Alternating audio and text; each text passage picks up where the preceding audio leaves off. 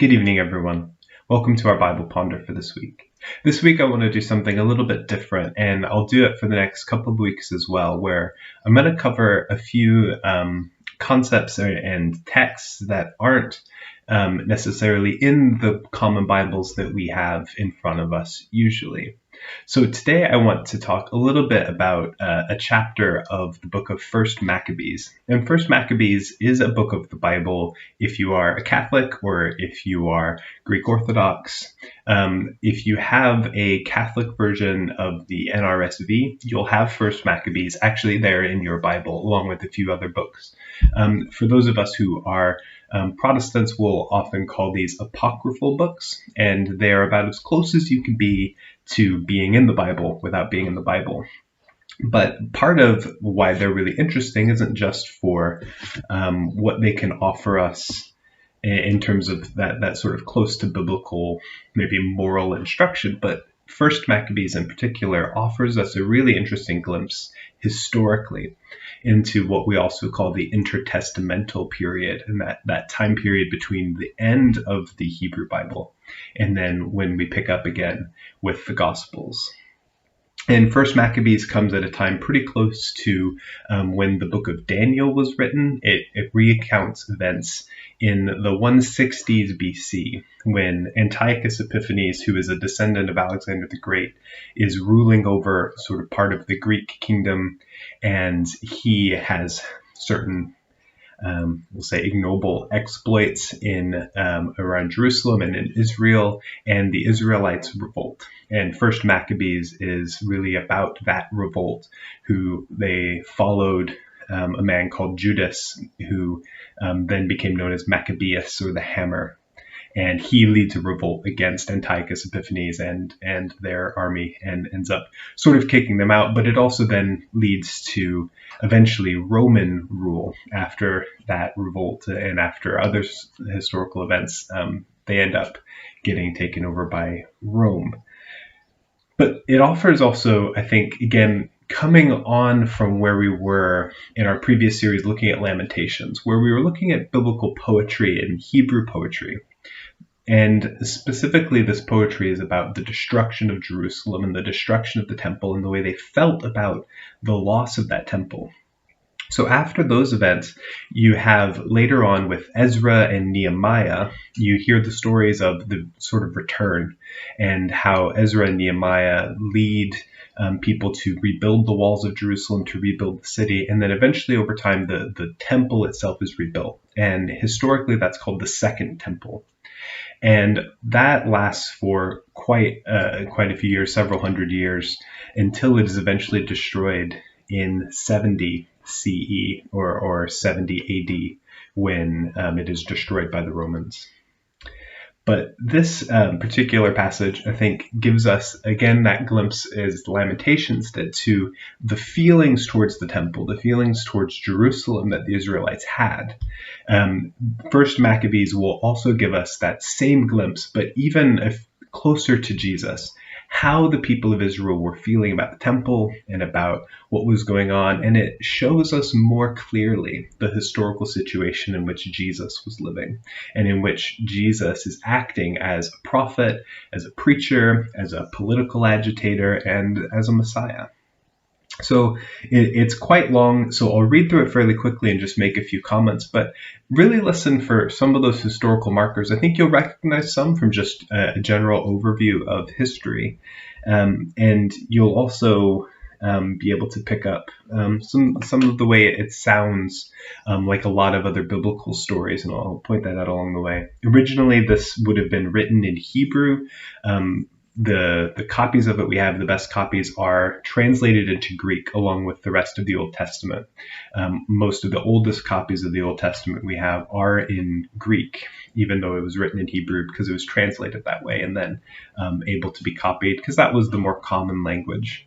So this is Hebrew translated into Greek, and now we have it in English. So First Maccabees, chapter 1, verse 1.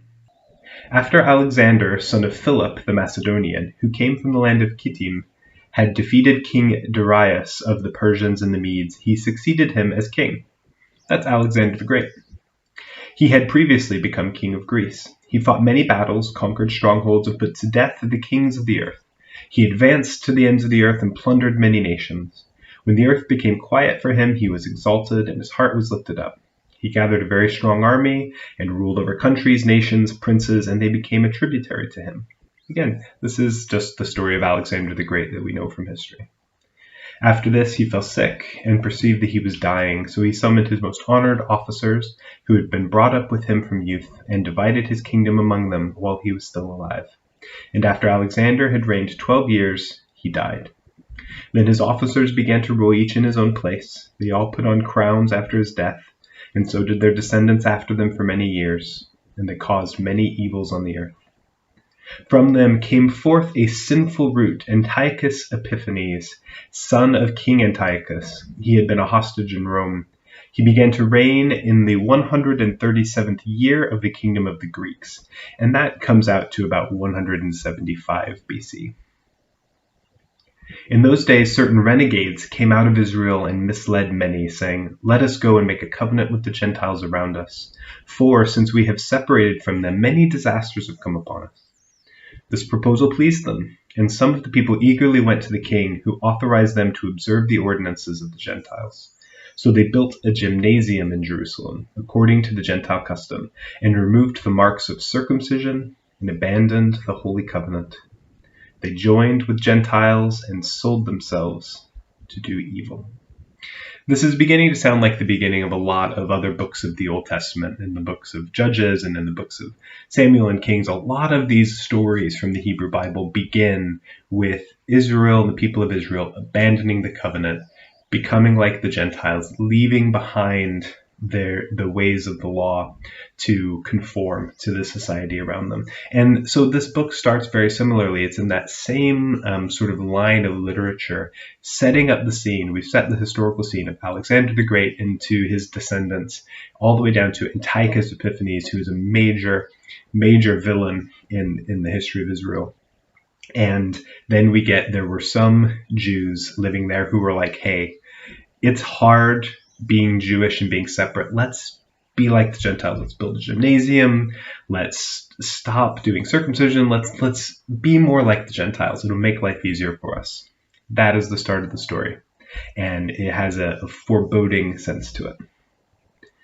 Verse 16, when Antiochus saw that his kingdom was established, he determined to become king of the land of Egypt, in order that he might reign over both kingdoms. So he invaded Egypt with a strong force, with chariots and elephants and cavalry, and with a large fleet.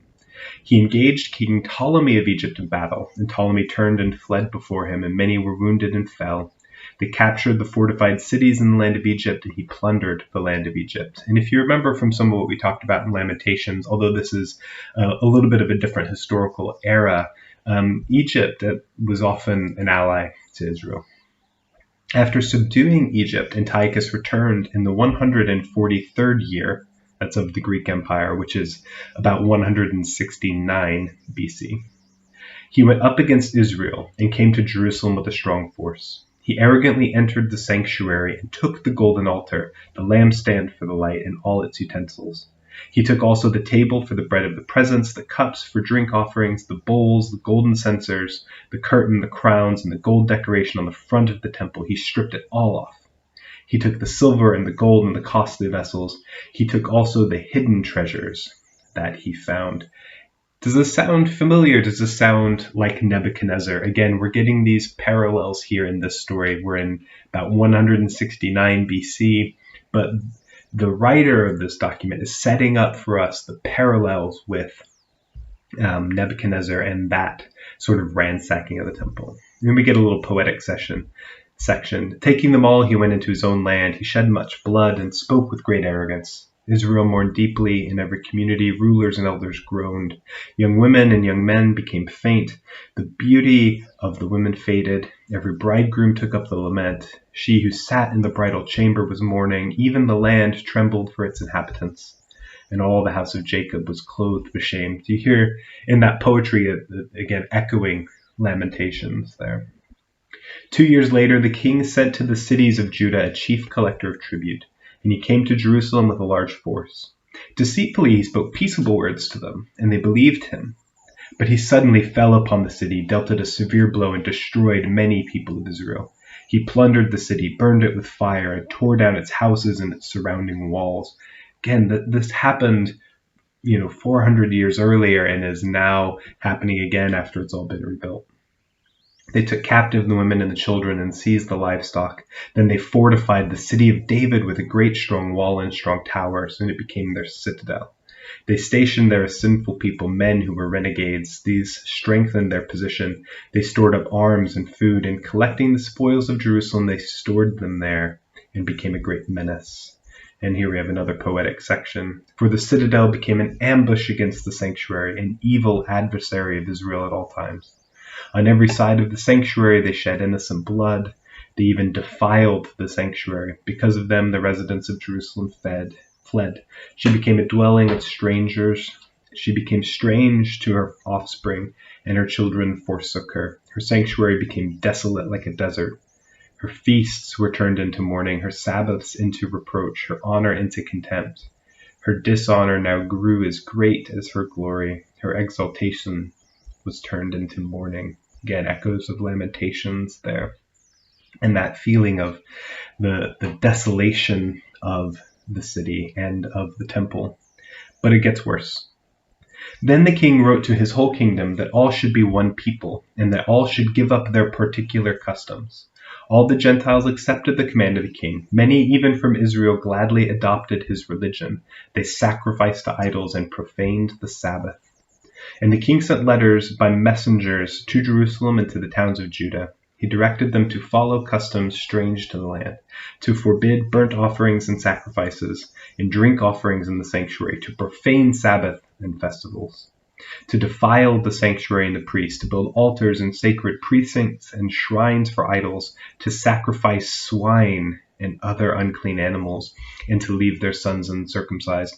They were to make themselves abominable by everything unclean and profane, so that they would forget the law and change all the ordinances. He added, and whoever does not obey the command of the king shall die.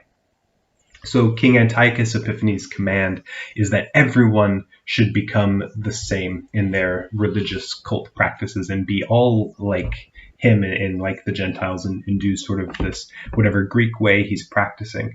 And so it's not just that he wants Israel to stop or that he is sort of outlawing what they're doing. He's actively enforcing a real deep humiliation of their practices, of defiling the Sabbath and festivals, of forgetting circumcision, of sacrificing pigs on the altar, the ultimate unclean animal, the thing forbidden to eat, and he's having it sacrificed on the altar. And so he is really, really pushing their buttons and really riling them up and doing really terrible things. Incidentally, this becomes something that I think the Roman Empire sort of learns from, because one of the things that the Roman Empire does later on when they start conquering the world is they actually, in some ways, let certain places keep their religious practices because they found that was one way to pacify the people. So specifically in the time of Rome, the Israelites, partly because they're so, they held these things so strongly, and partly because of the Maccabean revolt, the Romans let them keep their religion because they learned that if you try and force them to let go of their religion, they're only going to rebel even sooner. They're only going to hate you even more. So if you let them have their religion, then that's going to help keep the peace a little bit. So to continue on, in such words he wrote to his whole kingdom, that's Antiochus Epiphanes.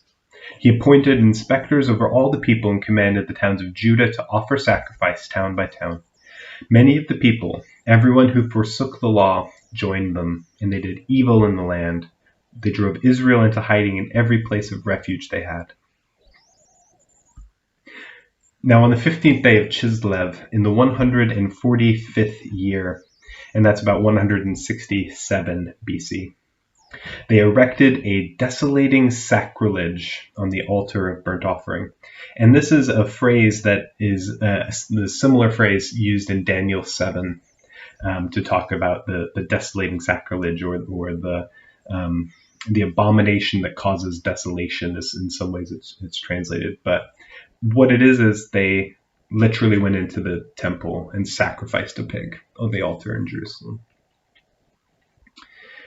They also built altars in the surrounding towns of Judah. They offered incense at the doors of the houses and in the streets. The books of the law that they found, they tore to pieces and burned with fire. Anyone found possessing the book of the covenant, or anyone who adhered to the law, was condemned to death by decree of the king. They kept using violence against Israel, against those who were found month after month in the towns. On the 25th day of the month, they offered sacrifice on the altar that was on top of the altar of burnt offering. According to the decree, they put to death the women who had their children circumcised, and their families and those who circumcised them, and they hung the infants from their mothers' necks. But many in Israel stood firm and were resolved in their hearts not to eat unclean food.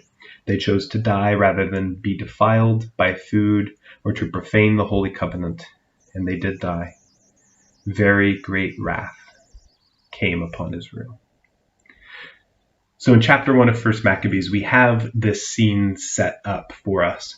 Alexander the Great conquers the world. Generation after generation of his descendants rule, getting all the way down to Antiochus Epiphanes in the 160s, who is intent on putting everyone under his thumb, putting his foot on the neck of Israel.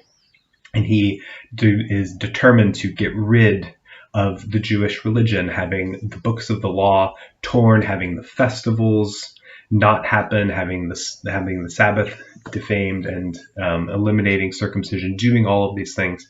And there are some people who go along with it, and then there are some who don't. And we'll hear a little bit about that next week and a bit about the revolt that's going to come out of that. But you can see here echoes of the sentiment in Lamentations, echoes of the historical situation of Nebuchadnezzar and the Babylonians. And this sets us up really well for, again, Lamentations and that feeling about the temple in Jerusalem and what happened before the exile. Gives us a glimpse into how people felt about Jerusalem and the temple at the time of Jesus. This is getting us even closer. This is now only 190 years until Jesus comes and starts saying these things in Jerusalem. So we're getting closer historically, and hopefully these events are starting to put flesh and make kind of in Technicolor in 3D the world that Jesus comes into. And we'll see more as we meet maybe Judas Maccabeus and see some of the revolt of what happens. And interestingly, and I think also important about this, is these events also form the basis for the modern day festival of Hanukkah. And the Maccabean revolt is sort of the basis for that festival, which does not come from kind of the Old Testament law, but comes from these events. So it's also something we should know about for our Jewish brothers and sisters. So thank you all for joining us on the slightly different journey that we'll take for the next few weeks, looking at a little bit of the intertestamental period. So thanks for joining us. Thanks for watching along, and have a good week.